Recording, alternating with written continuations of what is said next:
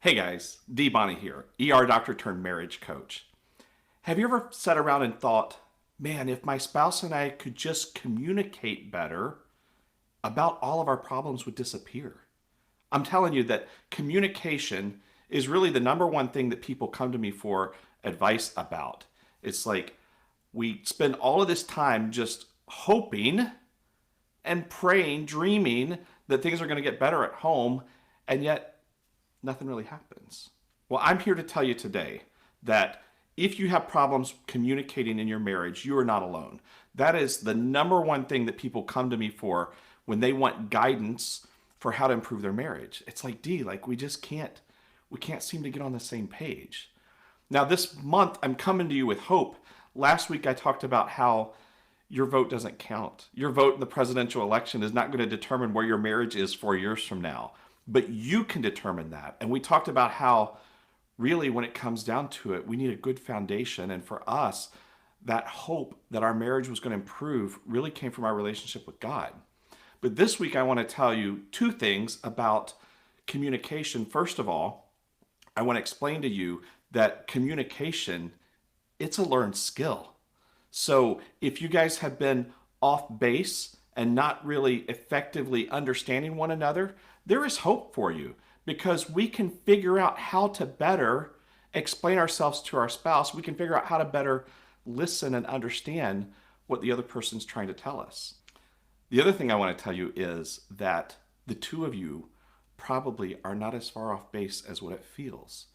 I mean, if we could telepathically communicate with this other person what's going on in our heart, like what we desire, what we hope for, how we feel about that person, and you probably both have the same objectives in life. And you probably in general want to make each other happy. So, I want to go over with you today 4 things that you can implement today to begin having communication that moves the needle in your marriage so that you guys can start having some peace at home and that you can have conflict that actually resolves and you actually feel better on the other side of it. So let's go through them. The first advice that I'm going to give you is stop talking. Wait, what? I thought this was about communication. You just told me to zip it. My point is that when a trauma patient comes into my ER and they are bleeding out, the first thing that I have to do is stop the bleeding. And when you and your spouse are going back and forth and you're not getting anywhere, you're just increasing the hostility, pouring fuel on the fire. What you're doing is exsanguinating the love in your marriage. So, exsanguination in medicine is where we lose all of our blood so that none's left and we die. And that's what happens when you're in conflict with your spouse and you continue to talk. You continue to say things that are destroying and eroding your relationship. So we got to stop the bleeding, guys. That means that as you start having a conversation that turns difficult, know when to pause. I've said it on here 100 times before. It's James 1:19. James, Jesus' brother. He said, be quick to listen, slow to speak, slow to anger. No, we get it jumbled up. We're quick to speak. If you're anything like me and you have a sharp tongue, guys, I'm going to tell you, I'm witty, right? Like if you and I are going to tussle with words, I got pretty good game. And so I can lash out with that tongue and I can make wounds against my spouse. And I'm just causing the bleeding to continue. I'm causing all the blood, all the love, the life, the joy to just flow out of my relationship onto the floor, into the atmosphere, and then it's gone. So, what you can do is you can actually enact the discipline of zipping it. Like, just stop talking. I know that this is hard. It's hard for me. It's even hard for me still. And I teach this stuff all the time.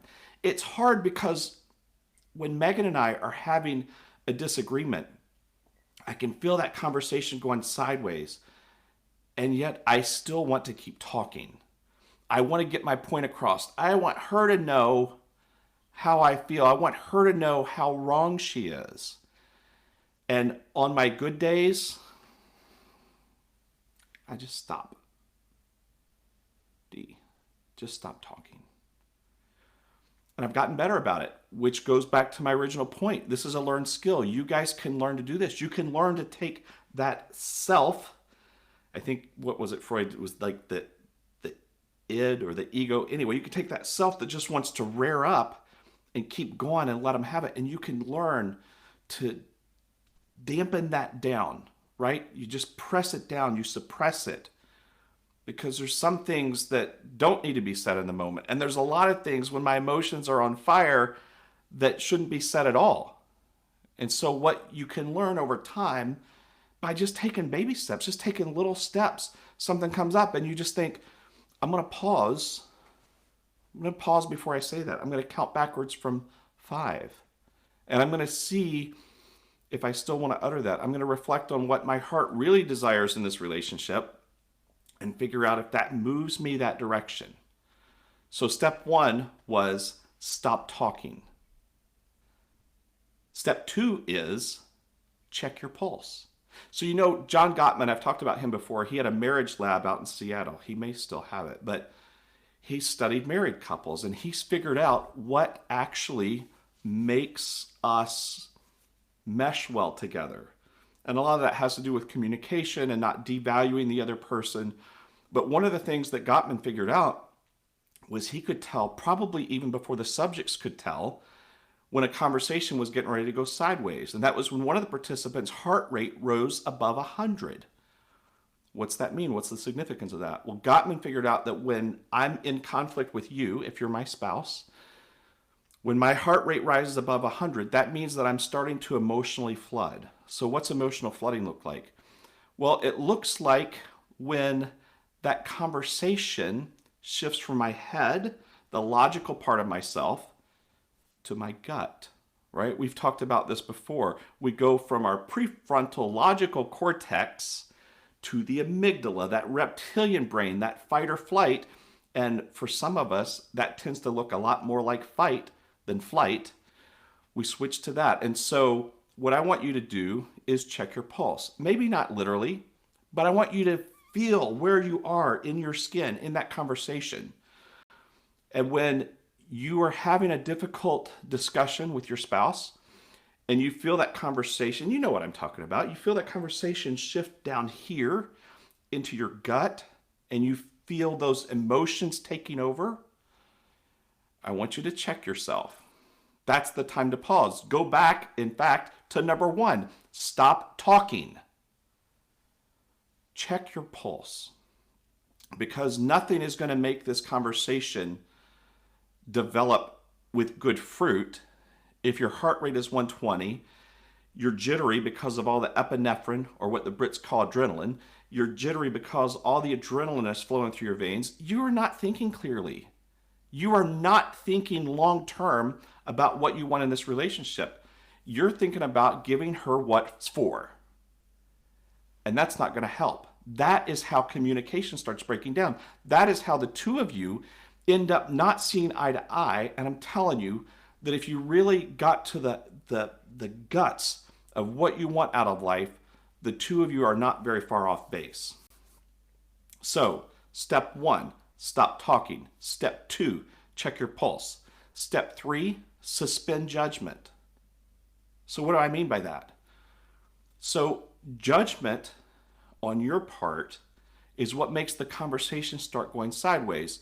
Your spouse says something to you, and rather than just accept it at face value, you take all your 30 plus years of life and you start judging that person.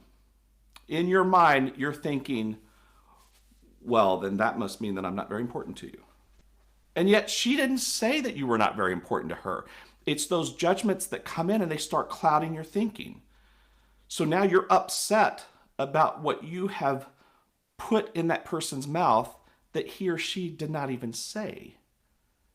Do you understand how if you just started processing the information that your spouse was telling you, taking it at face value, and then step 3B, asking clarifying questions, do you see how that's going to change your communication? Suddenly, we're developing skills so that we get to that point that we're actually communicating what we intend to, and we're hearing what the other person is actually saying. I mean, we could come up with an example. Maybe it's that she tells you that she doesn't want to have Thanksgiving at your house this year. She wants to go to her mother's house. Well, you take that to mean something that totally is different than what she means. You take that to mean that she doesn't want to get the house ready, so she's just being lazy.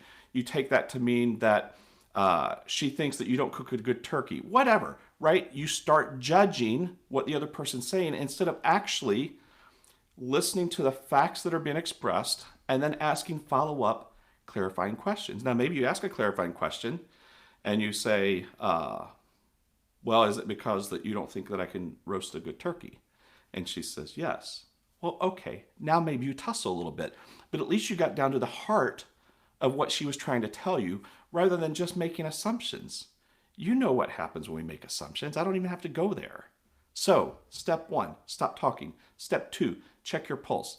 Step 3, suspend judgments. Step 3B, ask clarifying questions. Step 4 is lead with your heart. So, when it comes down to having conflict or just difficult conversations with your spouse, reflect on what your intentions are. Share what your intentions are. Maybe state out loud what you want long term.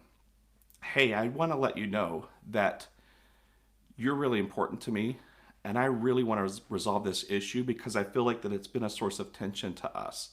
And I really want to be able to just have an amazing life with you because I love you so much. So I'm leading with my heart into a difficult conversation. Part of that is learning how to have a soft start up to a difficult conversation, right? You've heard the old adage to take a compliment and insert the critique in the middle, right? So you have like a compliment sandwich with a little bit of criticism in the middle. That's what I'm talking about. So if you will start simple. Start in just the easier conversations. Lead with your heart. Use phrases like, I feel, right? No one can tell you that that's not how you feel. So I feel like when you said that,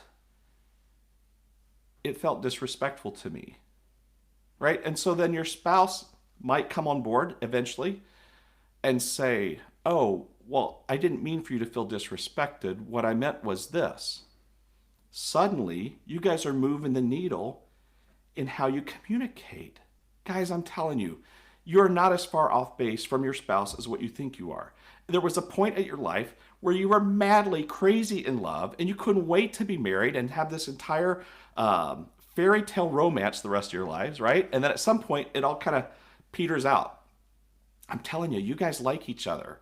And if you don't like each other right now, if you start implementing the things that I'm teaching, then you can actually begin to like each other again. You can begin to love each other once again.